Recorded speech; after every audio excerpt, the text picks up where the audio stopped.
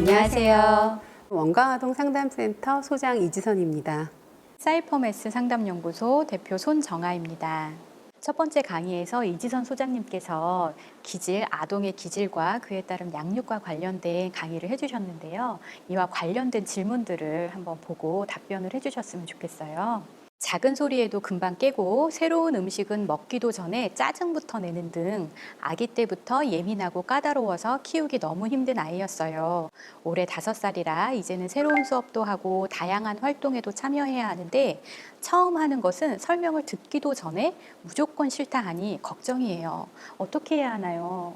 떠오르는 타입의 아이가 아마 있으실 거예요. 네. 10% 정도에 해당한다고 하는 까다로운 타입의 아이들이 이제 여기에 들어간다고 볼 수 있거든요. 그리고 이제 나이가 올라가서 5살쯤 되면 이제 혼자 힘으로 유치원에서 적응도 하고 교사의 지시도 따르고 다양한 어떤 수업에도 참여해야 되는데요. 조금 불편하다 싶으면 무조건 거부하거나 화부터 내기 때문에 힘든 아이다라는 얘기를 많이 듣는 타입의 아이들입니다. 우선 이 아이가 왜 그럴까 하는 심리적인 어떤 이유를 이해하기에 앞서서 앞에 강의에서 우리가 얘기했듯이 아이의 기질에 대한 부분들을 먼저 점검하는 게 필요하지 않을까 싶어요.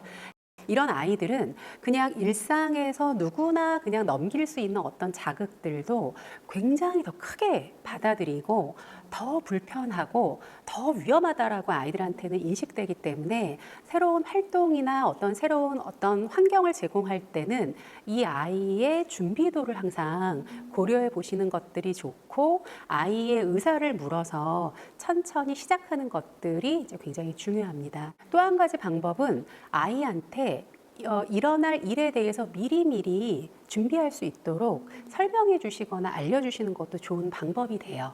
키즈 카페도 마찬가지고 친구 집도 마찬가지고 그래서 할 수 있다면 미리 자세히 설명해 주고 뭐 여행지 같은 거는 동영상을 미리 보여주거나 사진을 먼저 보여주는 것도 좋고요. 일어날 수 있는 일에 대해서 좀 구체적으로 어머님이 알려주시고 설명해 주시고 아이가 어떤 걸 걱정하는지 어떤 걸 불편해 하는지를 물어보고 그거에 대한 이야기를 나누시는 것들이 필요하고 만약에 뭐가 불편하거나 힘들 때 어떻게 하면 되는지 도움을 요청한다든가 해결할 수 있는 방법들을 함께 연습해 보는 것도 도움이 된다고 할 수 있습니다. 그런데 가끔 아주 기본적인 적응조차 어려워하는 아이들이 있어요. 그러면 당연히 이 아이들은 적응하기가 굉장히 어려울 거예요. 그래서 지나치게 예민한 아이라면 감각을 받아들여서 이걸 조절하는 부분에서의 어려움이 있는 것은 아닌지 하는 부분들을 확인해 볼 필요가 있고 전문가의 도움을 받아서 감각 평가라든가 이런 것들을 통해서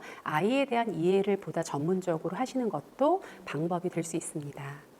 자, 다음 질문입니다. 집에서는 언니에게 지지 않고 할 말을 다 하는 아이인데 유독 유치원 친구들에게는 자기 표현을 한마디도 못해요. 아끼는 스티커를 친구가 달라고 해도 싫다고 얘기하지 못하고 그냥 다 주고 오고 놀이에 끼워주지 않아서 속상했는데도 그 자리에서는 아무 말도 못하고 있어요. 우리 아이 왜 이럴까요? 네, 좀 더딘 아이인 것 같아요. 왜냐하면 익숙한 우리 집이나 가족과 있을 때는 오히려 이런 아이들이 지지 않거든요. 요구도 다 하고 엄마한테 자기가 필요한 것들을 다 얻어내기도 하고 언니하고 싸워서 이기기도 하고 그러기 때문에 어머님께서는 밖에서도 아이가 비슷할 거라고 생각하시는 경우들이 있거든요. 그런데 막상 유치원이라든가 친구들과 있을 때는 얼어있는 타입의 아이들이 있어요. 그래서 이 아이 역시 기질적인 부분들을 먼저 살펴봐야 되는데 혹시 이 아이가 좀 잘 긴장하고 겁을 좀 잘 내는 아이가 아닌가 하는 것들을 좀 살펴볼 필요가 있어요. 이 아이들은 유치원 시기까지는 오히려 인기 있는 아이가 돼요. 선호하는 아이거든요. 양보도 잘하고 배려도 잘하기 때문에. 그런데 인생의 전환점이라고 얘기하는 초등학교를 입학하게 되면 존재감이 없고 아이들한테 휘둘리는 아이가 돼요. 이런 아이들을 위해서는 유치원 시기부터 연습을 좀 할 필요가 있는데요. 자기의 진짜 원하는 바를 주장을 하는 연습을 아주 편안한 대상과 많이 하는 게 좋아요. 그게 바로 누구냐면 이제 가족. 이 되겠고 특히 이제 엄마하고 이런 연습들을 많이 하는 것들이 이제 도움이 돼요. 그래서 아이가 진짜 원하는 욕구가 뭔지 그 감정에 대해서 표현해 보도록 하는데 가끔 자기 감정을 잘 표현하지 못하는 아이도 있거든요. 짜증을 내거나 고집을 피우면서 아이가 잘 감정을 표현하지 못하면 어머님께서 먼저 민감하게 읽어서 언어로 아이 감정을 표현해 주시고 그 다음에 어떻게 네가 하고 싶은지를 엄마를 대상으로 해보게끔 연습을 하는 것도 이제 도움이 됩니다. 그 다음에는 이제 넓혀서 또래들과의 관계 경험에서 이거를 이제 연습해보는 그 다음 단계로 이제 나아가야 되는데요. 그래서 이제 어떻게 하냐면 우리 집으로 초대하는 거예요. 일단은 공간적으로 좀 안정적이고 또 이제 도와줄 수 있는 엄마가 있는 상태에서 비슷한 성향의 친구 한 명부터 초대를 해서 아이가 익숙한 곳에서 자기 주장과 자기의 의견을 표현할 수 있는 부분들을 이제 해주시는 것들이 좋고요. 그 다음에 그게 좀 수월하게 잘 아이가 이제 연습이 되면 조금 더 친구를 더 많이 초대한다거나 다른 장소에서 그렇게 할 수 있게끔 해주시는 것들이 이제 도움이 됩니다. 다음 질문 또 볼까요? 네. 외동이라 그런지 평소 엄마에게 모든 것을 의존해요. 유치원에서는 친구들에게 기대고 친한 친구가 없는 곳은 아예 가지 않으려고 해요. 무엇이든 친구보다 못한다라고 하고 늘 자신 없어 하는 우리 아이의 마음을 어떻게 키울 수 있을까요? 지금 이 시기가 유아기가 아이들한테는 자율성이나 주도성과 같은 내 힘으로 뭔가를 성취하려는 것들이 나타나는 시기이거든요. 그리고 이제 많은 학자들이 얘기하기에 7세 말 정도에 자존감이 어느 정도 완성이 된다라고 얘기들을 많이 해요. 실세요? 네, 굉장히 빠르죠. 네. 네, 그래서 어머님들이 굉장히 걱정을 많이 하시는데 물론 자존감이라고 하는 거는 가변적인 요소이기 때문에 그 이후에 다시 올라가기도 하고 또 자존감이 높았던 아이가 여러 가지 사건들을 통해서 손상을 받기도 하고 변동들이 당연히 있을 수밖에 없는데요. 지금 이 문의하셨던 이 사례의 아이의 경우에는 전반적인 자존감이 좀 낮은 아이로 보여져요. 자기 스스로 결정해서 독단적으로 뭔가를 시행하거나 다른 친구와의 관계에서 자기 주장을 하지 못하고 의존하는 부분들이 많이 있기 때문에 이 아이는 자존감이 좀 낮은 아이라고도 이제 볼 수 있을 것 같아요. 자존감이라고 하는 거는 여러 요인들로 이루어져 있는데 그 중에 큰 두 축으로 이제 우리가 나눠서 보면 하나는 스스로에 대한 마음이에요. 내가 나를 어떻게 보고 있는가, 나를 좀 좋아하고 나에 대해서 호의적인 마음을 갖고 있는가 하는 게 이제 자존감의 한 축이 되고 또 하나는 해보지 않았지만 하면 할 수 있을 것 같아. 도전해보고 싶어. 이런 어떤 자신감이 이제 한 축을 또 이루거든요. 그래서 이 두 축이 건강하게 형성된 아이는 새로운 장소나 새로운 사람을 만나도 두려워하거나 위축되지 않고 쉽게 관계를 맺고 쉽게 실패를 혹시 하더라도 도전해 볼 수 있는 부분들을 굉장히 건강하게 받아들이는 모습들을 이제 보여주게 됩니다.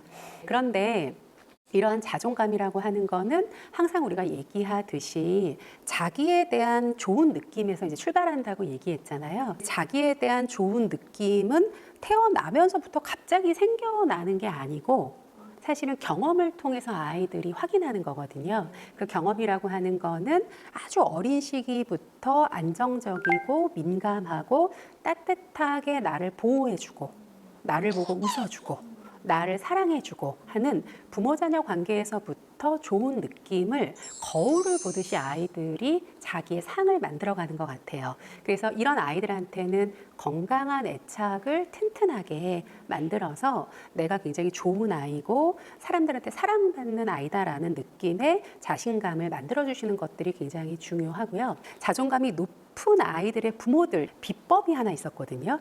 비법이요? 네, 공통된 비법이 하나 있었는데 아주 소소한 성공 경험의 기회를 많이 주시는 거였어요. 아주 작은, 연령에 맞는 아주 작은 아이가 도전해 볼 수 있는 어떤 기회들을 주시고 그거에 대한 성공의 경험을 아이한테 주게 되면 아이는 자기에 대한 확신, 자기에 대한 자신감으로 연결이 돼서 설사 실패하더라도 그거에 크게 연연해하지 않고 그 다음번에 도전으로 넘어갈 수 있는 모습들이 있었거든요. 그래서 작은 소소한 성공 경험들을 아이들한테 많이 만들어 주시는 것들이 좋고요. 그러면 성공만 중요하냐? 그렇지 않아요.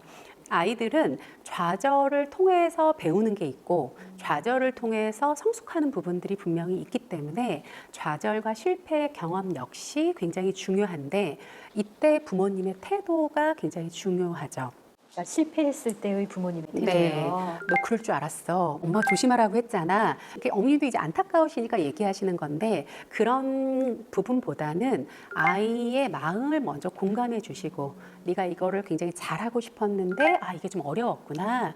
이게 좀 힘든 거였네 하는 아이의 마음을 좀 잘 공감해서 반드시 언어로 아이의 마음을 읽어주시고 잘 격려해 주셔서 그 다음에 다시 도전해 볼 수 있게끔 하는 걸로 연결을 해주시면 좌절은 부정적인 경험으로 아이한테 남는 게 아니고 사실은 다음번에 다시 도전해 볼 수 있는 그런 에너지로 연결이 될 수 있어요. 네, 지금까지 이제 몇 가지 사례들을 중심으로 저희가 이제 조금 더 구체적으로 이제 살펴봤는데요. 부모님들이 기본적인 아이에 대한 이해를 토대로 아이의 속도와 아이의 방법에 맞춰서 잘 기다려 주시기도 하고 환경을 조금 이렇게 배려해 주시기도 하고 하는 것들이 필요하고요. 그렇지만 이제 앞서 얘기한 것처럼 기본적으로 아이가 너무 예민하거나 너무 외부를 좀 두려워하는 아이들의 경우에는 지체하시지 말고 근처 상담 기관이나 전문가의 조언을 들어서 아이의 현실적인 어려움을 빨리 해결해 주시는 것도 건강한 발달에 있어서 도움이 된다고 이제 생각이 됩니다.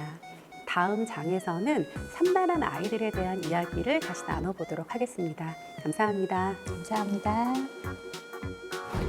좋아요, 구독 부탁드립니다. 군포시 도서관 구독 많이 해주세요.